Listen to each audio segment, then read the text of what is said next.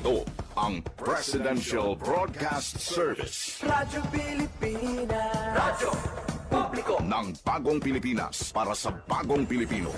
Naghahatid ng mahahalagang balita at impormasyon na guugnay ng pamahalaan sa sambayanan. Tulay sa himpapawid ng serbisyo publiko. Radyo Pilipinas. Radyo Publiko. Ang boses ng Pangulo. Sa Iloilo, Radyo Pilipinas. 585 AM. Philippine Standard Time, alas 10:03 sa aga. Sports Zone.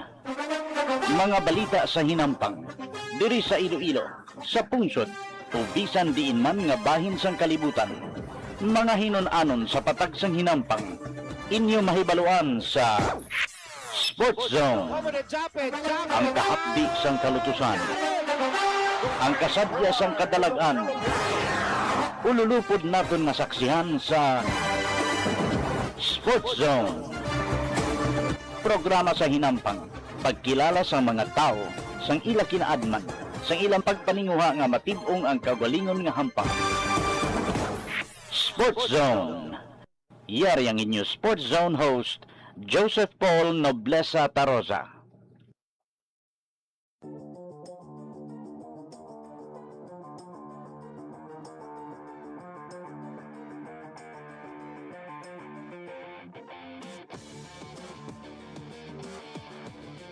Mayong aga Western Visayas. Mayong aga syudad kag probinsya sang Iloilo. Welcome sa pagpangalagad sang programa Sports Zone. Sa naman ka Martes para sa mga latest updates sa patag sang hinampang. Inang inyo alagad kag anchorman Joseph Paul Noblesa Tarosa. Ululupod kita subong aga diri sa Radyo Pilipinas Iloilo. Sa aton nga mga balita nga patpaton subong aga, mga kabyanan, subong Enero 23 na kita, masobra duwana ka semana ang makaligad, malinsang nagluntad ang isa ka insidente, isa ka drowning incident, ngati ginaimbestigahan pa sa karon sang Criminal Investigation and Detection Group o CIDG involving ining duwa ka student athletes ang Ateneo de Manila University nga sanday Rene Baterbonia kag Divine Adili. Kagdi sa latest nga investigasyon sang CIDG, may mga ginalantaw ini sila nga mga impormasyon kag may mga posible nga pasakaan sang kaso. Muna ang mabulubudlay dira no nga dapat pinsaron gid sang aton nga mga kauturan.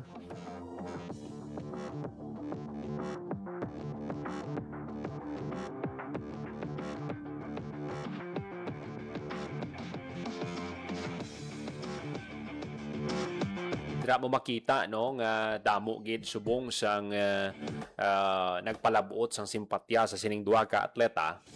Pero ang isa gid ka masubo nga bagay nga bisan kung sa lantawon mong social media subong grabe gid ang pagbuhos ng suporta sa pamilya ni Baterbonia. Ina bangod sang ginbilin niya man no nga kaayuhan sa iya nga mga teammates, sa iya mga abyan, kag most especially sa iya nga pamilya.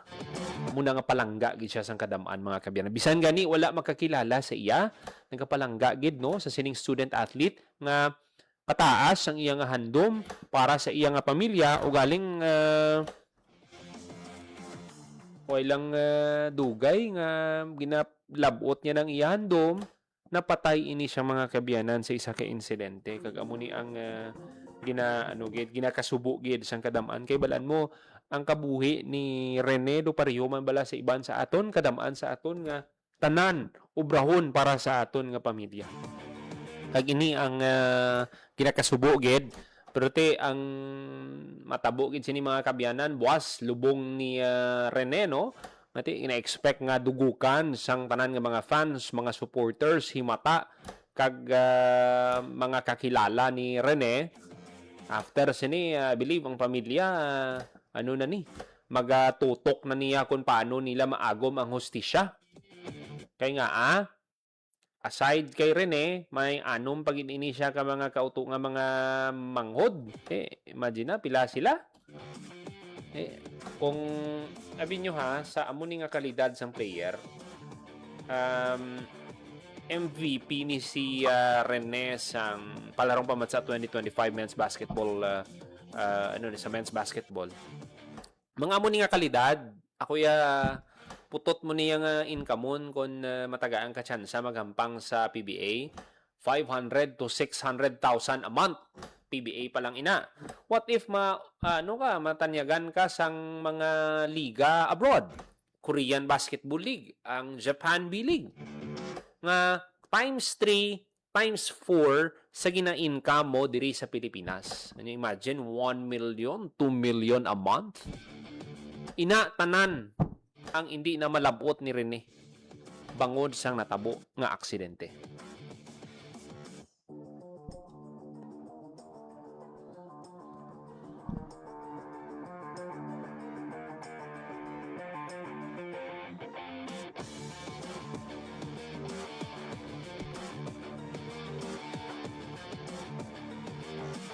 Pagti may man gani, no? May mga relatives man sa Rene sa Barotac Viejo. Pero sanday ang pamilya naman niya ni Rene, ang iya lolo, dito gid nag-star na sa Talacogon, Agusan del Sur. Makita mo sa mga video kung ano ka palangga sang tawo ang ini nga player. Inabangod sang ginpakita niya man nga attitude sa hampang, nga bisan gani nga sakiton ka na gani iya sang kontra mo sa hardcourt duway ka gid bilang kabalos.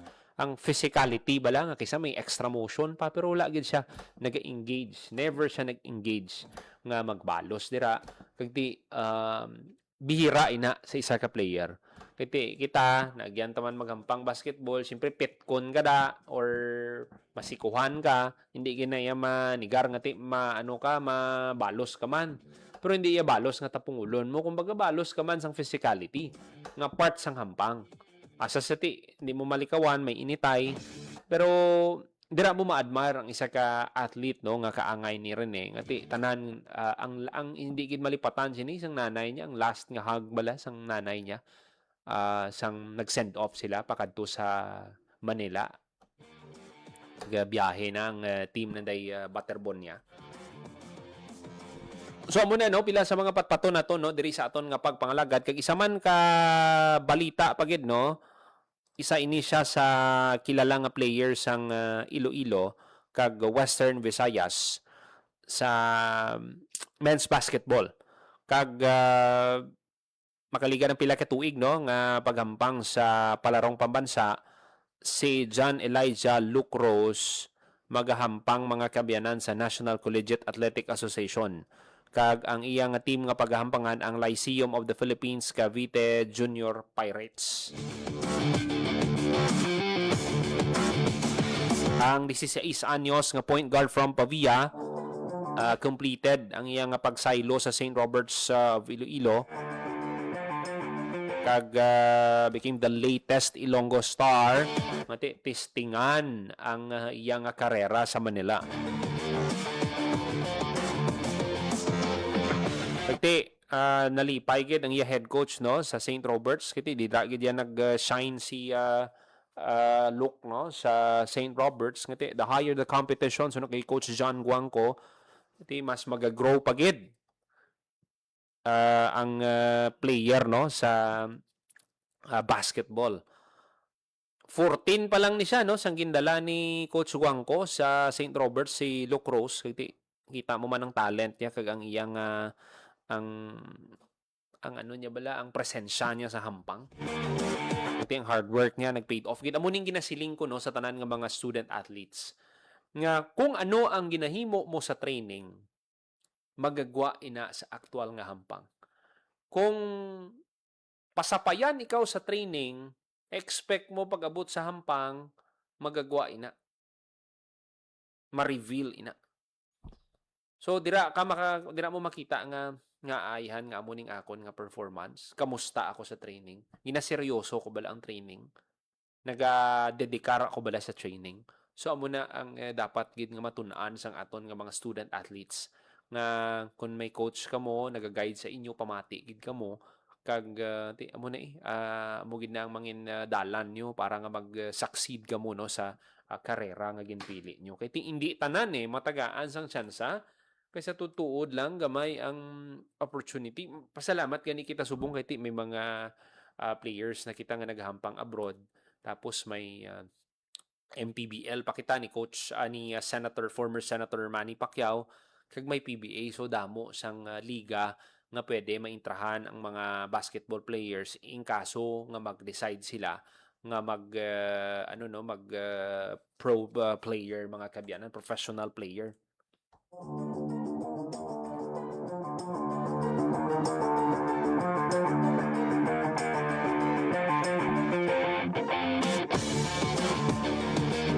Ang Western Visayas no dili nakuha nanday Luke Rose ang silver medal. Kaya ang nag-champion sang last year ang Davraa. Nanday coach Jess Evangelio sang Ateneo de Davao University. Pero bisan nga napirdi si sanday Luke Rose kagang team nila no, Team Western Visayas. Nagka-built man si Rose sang pangalan. Naka-attract sang offers no from Manila-based schools. So best of luck kay Luke Rose.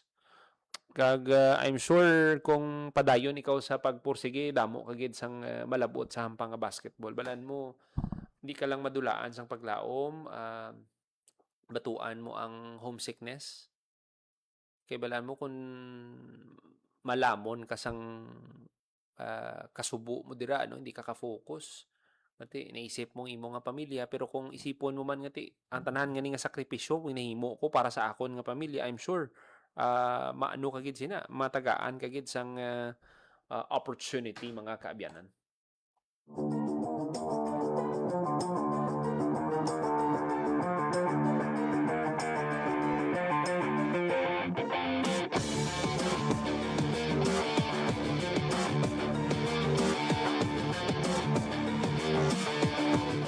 15 minutos makaligat sa takna ng alas 10 sa aga.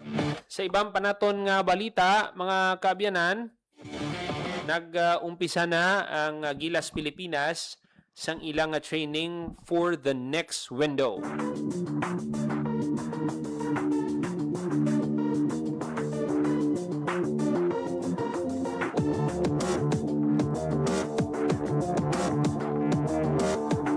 Fresh of a championship sa PBA 50th Season Commissioner's Cup, ang Ginebra core nanday Justin Brownlee, RJ Barrientos.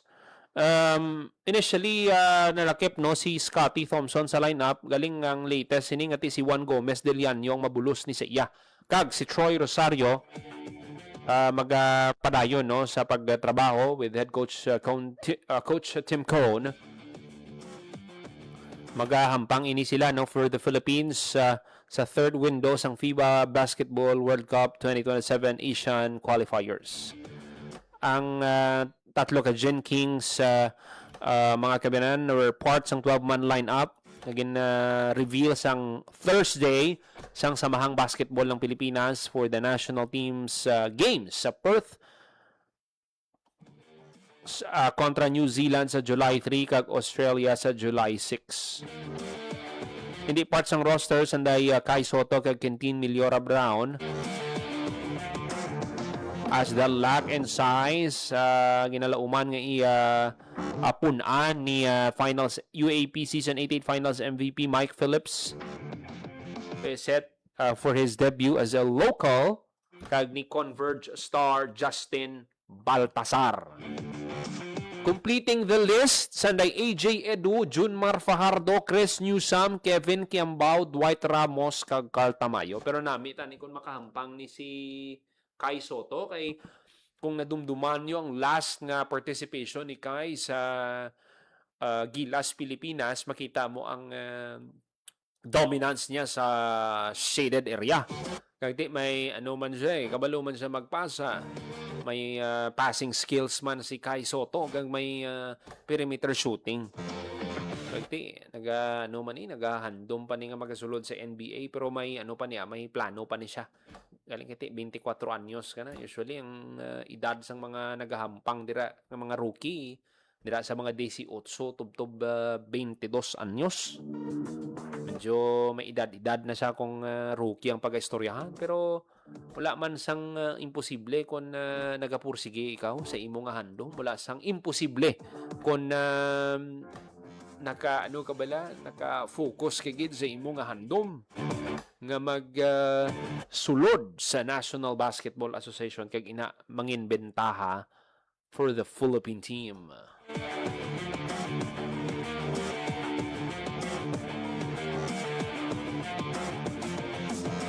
Disi 8 minutos magaligad sa takna ng alas 10 aga.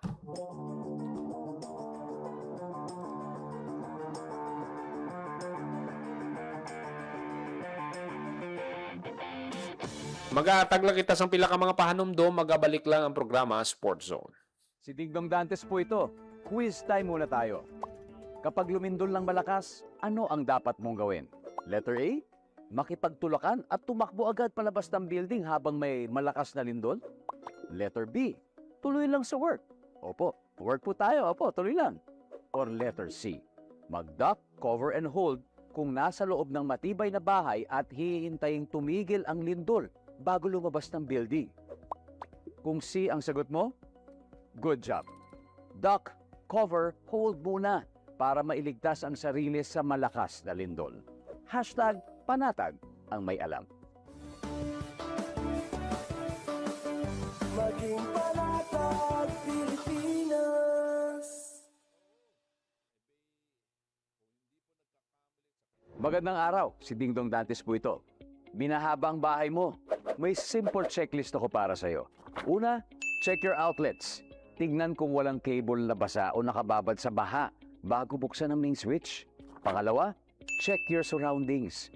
I-check kung may mga naipong tubig sa mga paso o gulong o iba pang maaaring bahaya ng lamok para maiwasan naman ang pagkalat ng dengue. And last, but definitely not the least, i-check ang sarili at ang pamilya. Kumonsulta sa health center o sa inyong doktor kung may nararamdamang sakit. Check, check, check! Ingat always, mga kababayan.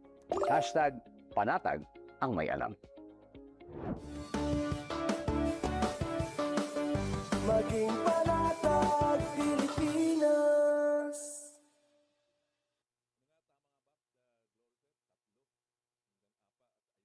Magandang araw, si Dingdong Dantes po ito. O, tignan nga natin kung gaano ka kahanda sa landslide. Isang araw, habang nanonood ka ng TV, narinig mo may dumadagungdong na landslide sa likod ng inyong bahay. So ano ang gagawin mo? A. Pipiliting lumabas kahit na delikadong mabagsakan ng bububuong lupa. Or B. Wapakels, ituloy lang ang panonood ng TV. C. Magtago sa ilalim ng lamesa o sa matibay na parte ng bahay. Ibaluktot ang katawan at protektahan ang ulo. Kung siya ang sagot mo, congratulations! Alam mo kung paano iligtas ang sarili sa oras na magkaroon ng landslide. Dahil hashtag panatag ang may alam. Maging panatag Pilipinas. Magandang araw, si Dingdong Dantes po ito. Basta sinabing Pilipinas, isa sa una nating naiisip ay ang magagandang beach sa ating bansa. Andyan ang Boracay, El Nido, Panglao, nako, nakakamiss tuloy ang dagat. Pero what if habang nasa dagat ka, biglang lumindol ng malakas na halos hindi ka na makatayo? Tapos, biglang umurong ang tubig ng dagat na para bang napakabilis na nag-low tide? Tapos maya-maya pa may narinig kang kakaibang tunog na para bang may papalapit na malaking alon sa'yo. Hep, hep, hep, alam ko nakakapanik. Pero, lumikas ka na agad at tumakbo sa mataas na lugar o papalayo sa dagat. Dahil, kapag naranasan mo ang mga senyales na ito, ibig sabihin, may paparating na tsunami sa lugar nyo. Hashtag, panatag ang may alam. Maging panatag Pilipinas.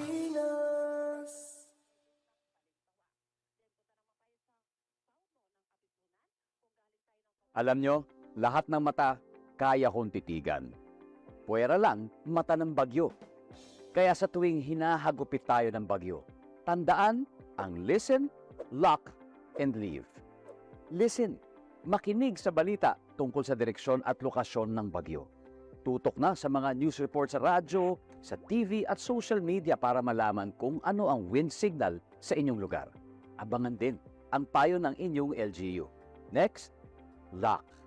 Isara mga pinto, bintana, cabinet at main switch ng inyong bahay bago lumikas o pumunta sa evacuation center. And finally, leave. Lumikas ng mahinahon. Huwag ipagtulakan ang sarili kasi may taong nag-aantay sa iyo sa evacuation. Kaya laging tandaan, listen, lock, and leave. Hashtag panatag ang may alam. Maging panatag Pilipinas.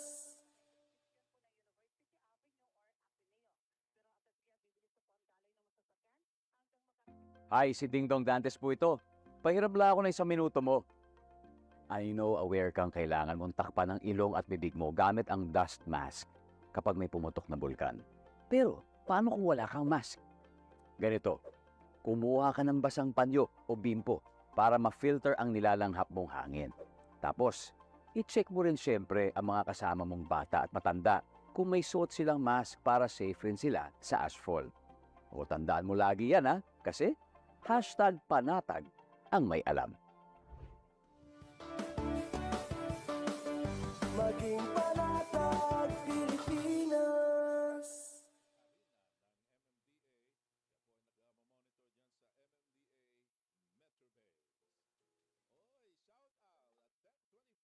Mabilis ang trivia, dagdag talino. Heto na ang Dagling Kaalaman. Alam niyo ba, kahit napakalakas ng isang bagyo, may partitong tahimik at kalmado. Ito ang tinatawag na mata ng bagyo. Pero, huwag magpaloko. Pagkatapos ng mata, susunod ang eyewall, kung saan nararanasan ang pinakamalakas na hangin at ulan na kayang magdulot ng matinding pinsala. Kaya tandaan, kapag biglang tumahimik sa gitna ng bagyo, hindi pa tapos ang panganib. Kaunting kaalaman na malaking dagdag talino. Abangan muli ang susunod na Dagling Kaalaman. Mabilis ang trivia, dagdag talino. Heto na ang Dagling Kaalaman. Drop, cover, and hold. Ano ang mga dapat gawin kapag lumilindol? Manatiling kalmado, pumunta agad sa pinakaligtas na lugar sa bahay o saan ka man naroroon. Ipakita sa mga bata ang dapat gawin para hindi sila matakot. Huwag lumabas ng bahay habang lumilindol. Mag-drop, cover, and hold sa pinakaligtas na lugar ng bahay hanggang tumigil ang pagyanig. Lumayo sa mga salamin, bintana at mga bahay na maaaring bumagsak. Kung nasa labas ng bahay, manatili sa lugar na kinalalagyan. Protektahan ang sarili mula sa mga debris o bagay na maaaring bumagsak sa paligid ninyo. Kaunting kaalaman na malaking dagdag talino. Abangan muli ang susunod na Dagling Kaalaman. Mabilis ang trivia, dagdag talino. Heto na ang Dagling Kaalaman. Mga dapat gawin pagkatapos ng lindol. Kapag ligtas ng lumabas, kunin ang emergency go bag at mag-evacuate sa open area o evacuation site. Iwasan ang paggamit ng elevator. Umiwas sa mga tulay, matataas na gusali at estrukturang maaaring gumuho. Maging alerto sa aftershocks, landslide at sunog. Kung malapit sa dagat, makinig sa mga opisyal na tsunami advisory ng barangay o lokal na pamahalaan. At huwag kalimutan, kumustahin ang mga bata at pakinggan ang kanilang saloobin pagkatapos ng lindol. Manatiling alerto, ligtas at handa. Kaunting kaalaman na malaking dagdag talino. Abangan muli ang susunod na Dagling Kaalaman. Mabilis ang trivia, dagdag talino. Heto na ang Dagling Kaalaman. Mga kababayan, maging alerto sa rainfall advisories ng Pag-asa. Yellow Rainfall Advisory. Kapag malakas ang ulan, mula 7.5 hanggang 15 millimeters sa loob ng isang oras, mag-ingat dahil posible itong magdulot ng pagbaha sa mababang lugar. Orange Rainfall Advisory. Mas malakas na ulan, mula 15 hanggang 30 millimeters. Malaki ang posibilidad ng pagbaha, kaya maghanda at maging alerto. Red Rainfall Advisory. Emergency na ito. Higit 30 millimeters ng ulan sa loob ng 3 oras o higit pa. Kapag nakataas ang red advisory sa inyong lugar, huwag mag-aksaya ng oras. Agad na lumikas para sa kaligtasan ng inyong pamilya. Maging handa, makinig sa abiso at laging unahin ang kaligtasan. Kaunting kaalaman na malaking dagdag talino. Abangan muli ang susunod na Dagling Kaalaman. Mabilis ang trivia, dagdag talino. Heto na ang Dagling Kaalaman. Mga dapat gawin matapos ang pagsabog ng bulkan. Maging alisto sa balita. Makinig sa opisyal na abiso ng lokal na pamahalaan. Kung lumikas ay huwag agad bumalik sa tahanan hanggat hindi pa idinedeklarang ligtas. Protektahan ang sarili. Magsuot ng face mask at goggles. Siguruhin ligtas ang pagkain at tubig na kinokonsumo. Humingi ng tulong sa relief at recovery programs ng pamahalaan kung kinakailangan. Kaunting kaalaman na malaking dagdag talino. Abangan muli ang susunod na Dagling Kaalaman.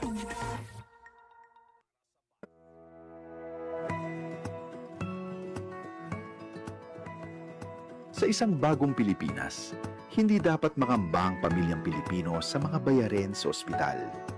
Kaya naman sa Zero Billing Policy, libre ang inyong paggamot sa lahat ng mga Department of Health hospitals. Mapa-inpatient, outpatient, o emergency services. Isama na rin ang mga mamahaling gamot, lab tests, therapy, at marami pang iba. Libre ang inyong paggamot. Ang pangangalaga sa kalusugan ng mamamayan ay ang ating pangunahing tungkulin dahil ang serbisyong medikal ay karapatan at hindi dagdag pasanin.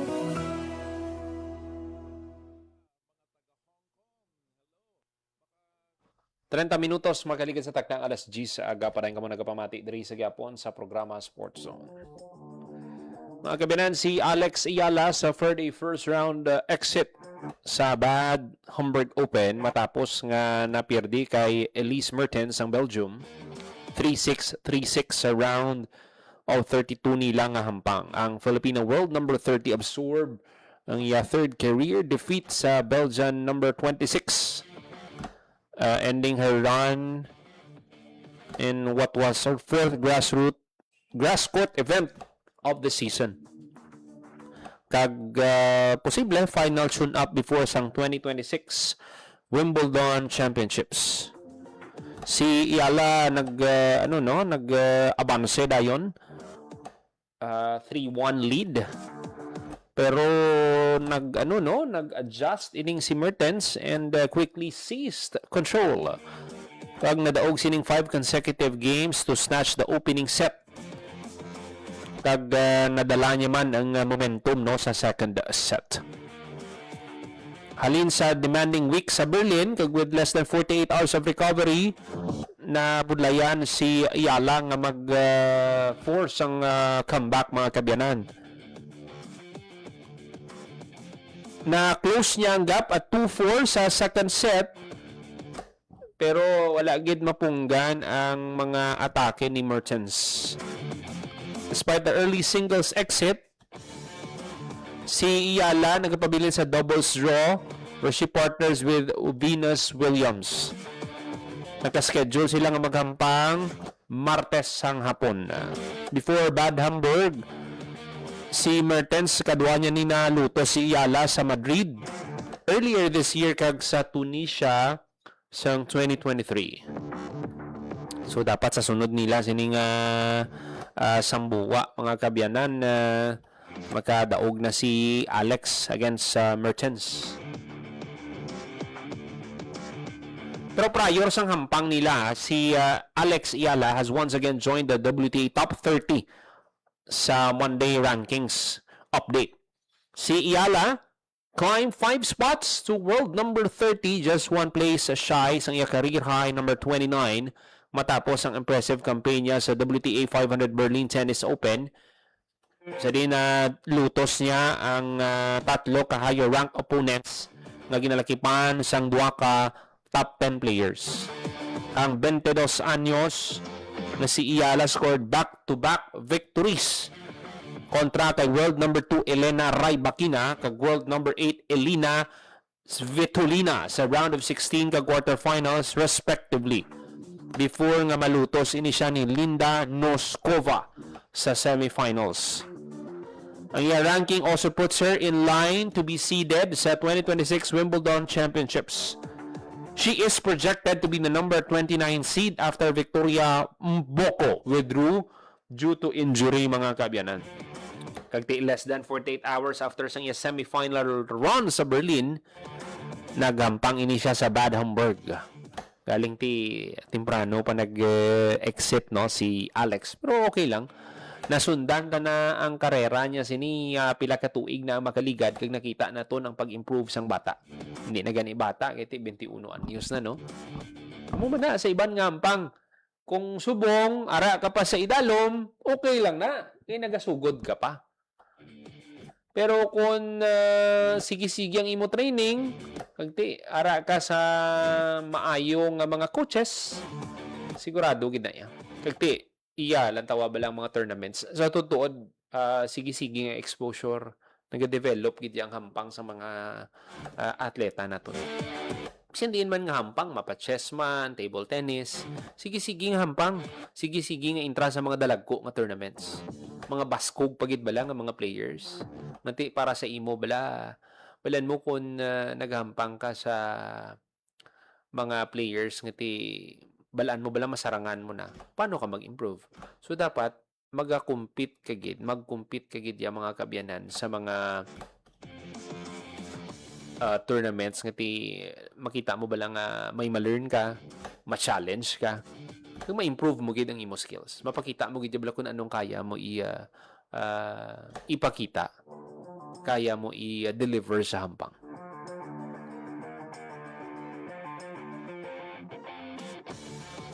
Sa gihapon, best of luck no para kay Alex Iyala. 35 minutos magaligid sa taknang alas 10 sa aga.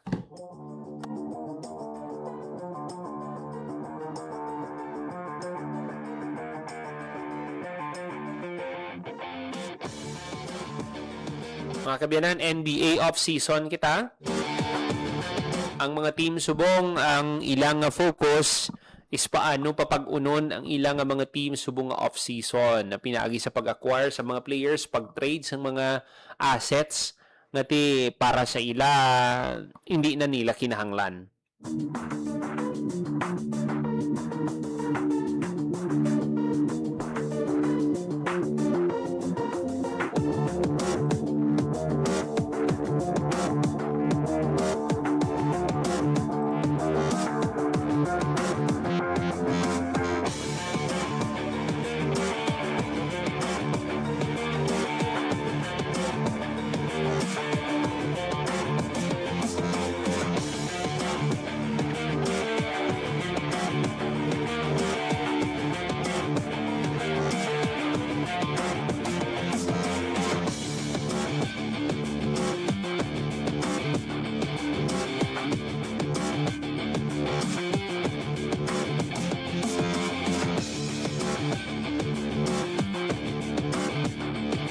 Last week, nagkampiyon ang New York Knicks after 53 years of waiting. It's important to note no, nga ang championship journey sa New York Knicks wala nag-start lang sa opening night o kung sa first game sa postseason o kung game 1 sa NBA Finals. Nag-umpisa ini many years ago with a basketball, a father and son, because that's how basketball success stories are usually launched. When the son is introduced to the game, kagti ang tatay no brings home a ball, kagti amo na no basket sila. Kagamugin man na dira gi man nag-umpisa no ang hampang sang bata ang iyang nga interes. Pero may ara man niya nga bata nga ti paghatag mo sang bula way na interes ya. Ti maintindihan mo man ina. Pero these innocent nga mga rituals happen hundreds of thousands of times. Okay. So, amo na, the relationship between the father and son grows stronger and the link with the game grows fonder. If the father and son manage to beat the incredible odds, mag-celebrate sila sang NBA championship, upod sila. Much like Rick Bronson did with Jalen and Carl Towns Sr. with Carl Anthony Towns, and so on when the Knicks took the title last week. Kag amo na ang foundation sang Knicks championship. In the 53 years, manin sang last title nila sang 1973, a half-dozen father-son dynamics mugid ni ang quietly developing to one day pave the way for a ticker tape parade on June 18, 2026. So dira mugid makita no ang umpisa sang hampang mga kabiyanan. Father and sons sharing success kag ang iban setbacks. 4 years ago, ang father ni Mitchell Robinson went missing kag nagpanic ang iyang bata. Kag naghingiyo sa publiko for help. Kag nagplead pa siya directly to his father, pinangi sa social media. Kag nakitaan man no, safely si Mitchell Sr. So amo na no ang pila sa mga nakabulig ang timely father advice, ang bonding man sang tatay. Kagti ang vision man is ang New York Knicks. Kaya ako nasaksihan ko ni ang last nila nga finals appearance no before sa championship 1999. 27 years ago kung di kita magsala, 8 years. 8 years old pa lang kita. Ano na to siya?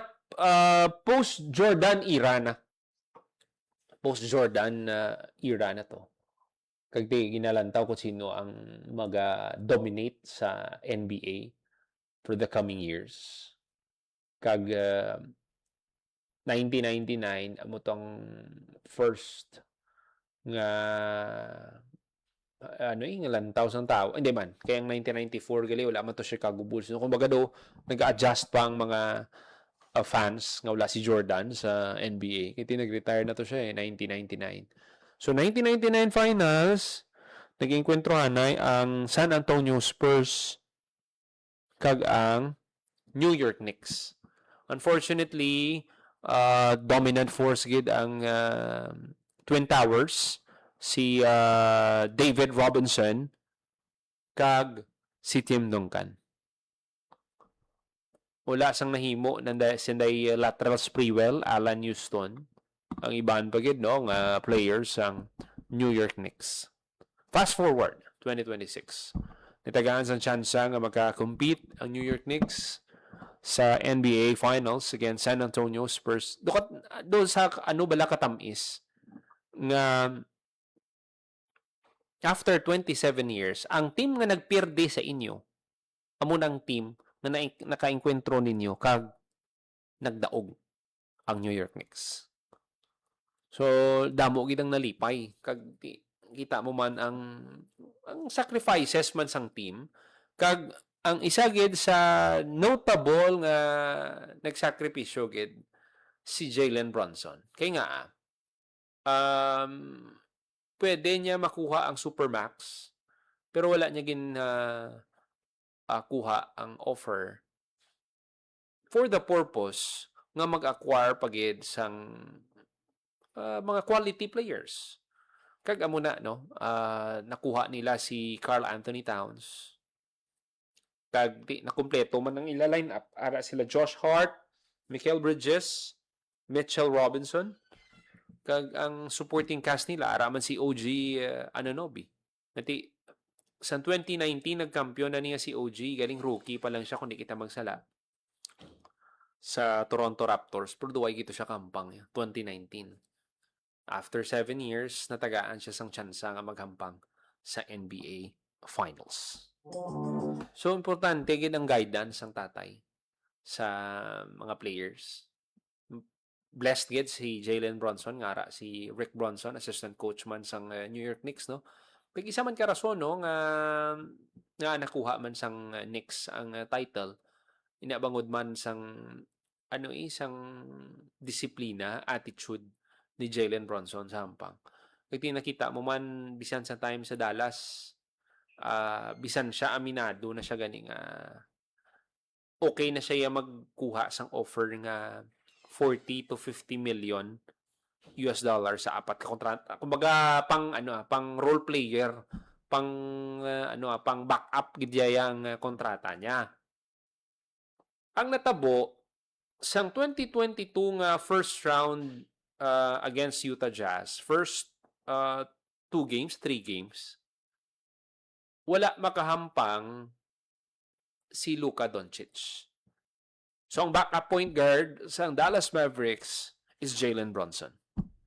Game 1, napirdi sila sa Utah Jazz sa home court sa Dallas. Game 2, dito dito mas nakilala si Jalen Bronson. Kaya siya ang nag-take over sa hampang kag napatas ang serye. Pagbalik sa Utah Jazz, daog pagid sila. So, nakaka-abanse na sila 2-1. Kag, kung di kita masaya, Game 4, Game 5, nagbalik si Luka, kag nagdaog sila. Hasta sa tigin na discuss na ni Jalen sa isa ka interview, before pa lang sang playoffs, nagpahayag na sang interes ang kampo ni Jalen. Willing sila mag-extend. O galing wala sang gina-offer nga klaro ang Dallas Mavericks. Sang tapos ng finals, ang playoffs kaya na-eliminate sila sa conference finals ang Golden State Warriors. Nagbalik ang Dallas kung nag-offer. Welcome ka diri, welcome ka sa may offer galing. Gin-decline na to sang kampo ni Jalen Bronson. Inabangod para sa iya ang contract nga naistoryahan months before na-outgrew yan na. So, kubot silingon, mas dako na ang value niya sang ginpakita niya man sa playoffs. Kagti, amo man ang isa ka rason nga nagsahilo siya sa New York Knicks. Kagti, syempre, mas malapit siguro sa hometown niya man. Amo man ang pila sa mga gina-consider sa mga teams before sila bala mag-sign sang contract, mag-agree sa isa ka contract, mga kaabyanan. 45 minutos magaligad sa takna ang alas 10 sa aga. Ang iban pagit ng mga balita, patpato na to sa pagbalik sa programa Sport Zone. Dingdong Dantes po ito. Nakatira ka ba malapit sa dagat? Uy, sana all by the beach. Pero alam mo bang at risk kayo sa storm surge o daluyong ng bagyo? Storm surge ang tawag sa malalaking alon na nabubuo dahil sa malakas na hangin. At hindi lang ito basta-basta alon na. Pwede itong lumaki ng katumbas ng 2 palapag na bahay. Intense. Kaya naman, kung may banta ng storm surge sa inyong lugar, mag-evacuate na agad bago pa man dumating ang bagyo. Hindi na kailangan magpanik dahil #panatag ang may alam. Maging panatag Pilipinas.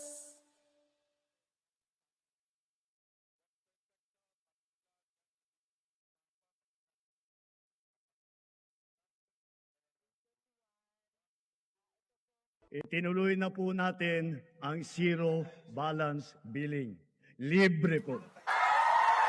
Ibig sabihin, ang serbisyo sa basic accommodation sa ating mga DOH na ospital, wala nang babayaran ang pasyente. Ang dami pong challenge, hindi po namin alam kung saan namin kukunin, ganon, nag-iisip kung paano namin mababayaran. Siyempre po, masayang masaya, super saya po dahil na zero billing po kami. Opo, malaking po talaga, malaking tulong po. Mabilis lang din po.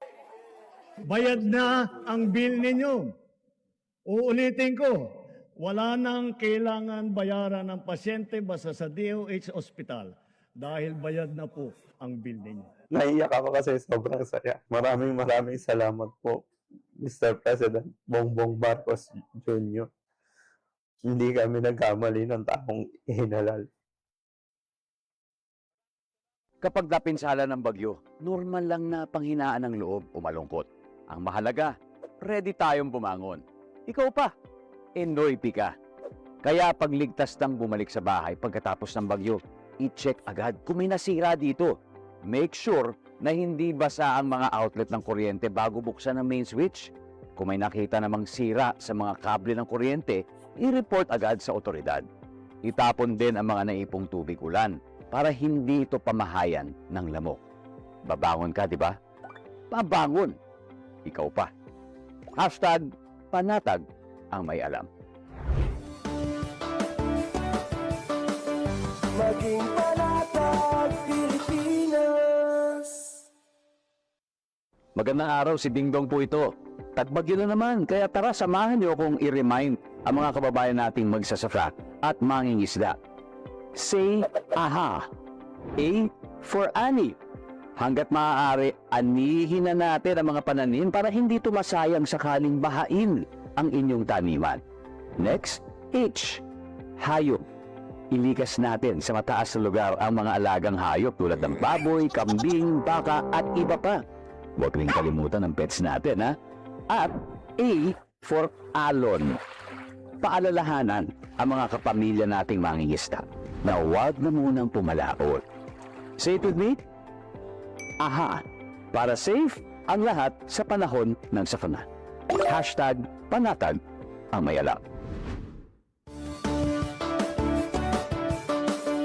Maging panatag, Pilipinas. Alam nyo, lahat ng mata kaya kong titigan. Puwera lang mata ng bagyo. Kaya sa tuwing hinahagupit tayo ng bagyo, tandaan ang listen, lock, and leave. Listen, makinig sa balita tungkol sa direksyon at lokasyon ng bagyo. Tutok na sa mga news report sa radyo, sa TV at social media para malaman kung ano ang wind signal sa inyong lugar. Abangan din ang payo ng inyong LGU. Next, lock. Isara mga pinto, bintana, cabinet at main switch ng inyong bahay bago lumikas o pumunta sa evacuation center. And finally, leave. Lumikas ng mahinahon.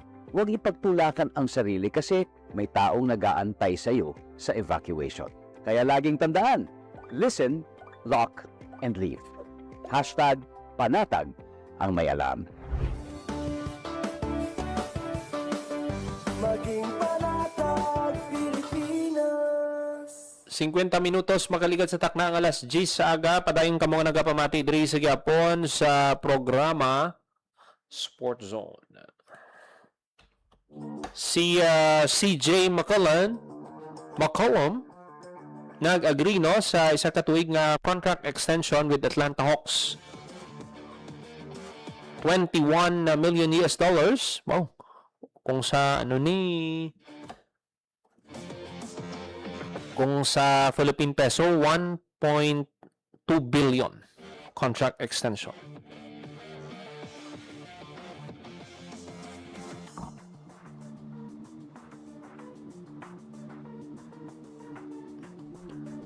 Si CJ ang biggest mid-season acquisition sa Atlanta during the 2025-2026 NBA season as part of a massive package involving Trae Young kag sang Washington Wizards.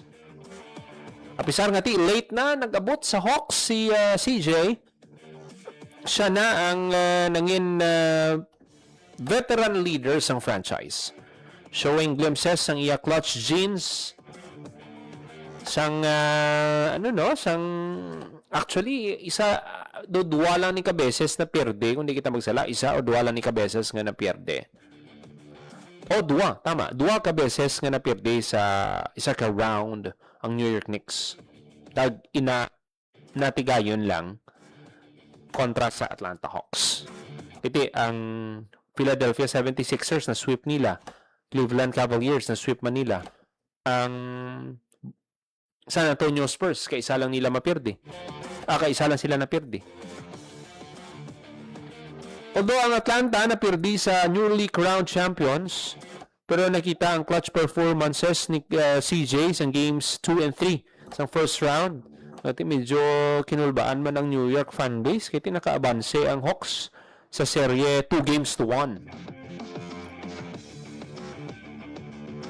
Game 2 nga daan, game-winning jumper with only 7.1 seconds ang inhimo ni CJ para makuha ang serye. O kung mapatas ang serye 107-106. Sa game 3, nagdaog sila, no? Go-ahead basket man. Pero nag-regroup ang Knicks sa game 4 kag swept the next 3 games. So, dako gid ang pag improve man sang Atlanta Hawks sa pagsulod ni CJ McCollum. 53 minutos makiligat sa takna ang alas G sa agang iban pagid nga mga balita patpato nato sa masunod nga edisyon sang programa Sports Zone. Ginapasalamatan ta aton mga kaupdanan sa technical side sa studio, Mr. Rochel Jones Otahero sa transmitter, Mr. Jeffrey Bitita para sa Bagong Pilipinas, Joseph Paul Noblesa Tarosa, Radyo Pilipinas, Radyo Publiko. Updinin ninyo kami liwat sa sunod nga semana sa isa pagit ka oras nga programa sa pagtibong sang hinampang kag sportsmanship. Ini ang Sports Zone. Ang inyong tulay sa himpapawid ng serbisyo publiko. Ang Presidential Broadcast Service, Radyo Pilipinas, Radyo Publiko. Radyo Pilipinas. Radyo Publiko. Kinilala ng pang-international at prestigyosong Asia Pacific Broadcasting Plus Awards 2025 para sa kategorya ng Government Streaming. Ito ay dahil sa epektibo nitong pagsasanib ng mga tradisyonal na media tulad ng telebisyon, radyo at print para masabayan ang mabilis na pag-inog ng mundo ng digital at social media tungo sa mas epektibong paghahatid ng mahahalaga at napapanahong mga impormasyon sa mamamayang Pilipino.